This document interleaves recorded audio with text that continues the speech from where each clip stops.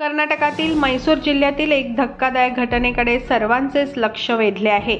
येथील हिरेगे गावात एका व्यक्तीने आपल्या पत्नीला तिच्या चारित्र्यावर संशय घेऊन 12 वर्षे बंद खोलीत डांबले।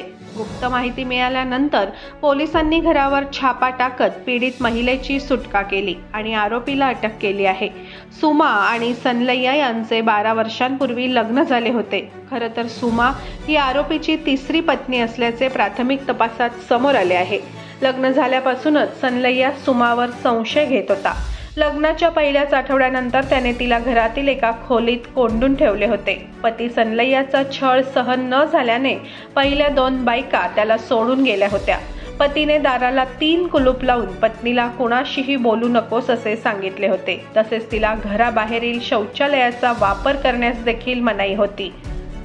पत्नीला खोलीत बाहेर येण्यासाठीही मनाई होती। तिला शौचास जाण्यासाठी आरोपी बंद खोलीत बादली ठेवून त्याची विल्हेवाट लावत होता। यामुळे दुखावलेल्या पीडितेच्या नातेवाईकांनी पोलिसांना या घटनेची माहिती दिली।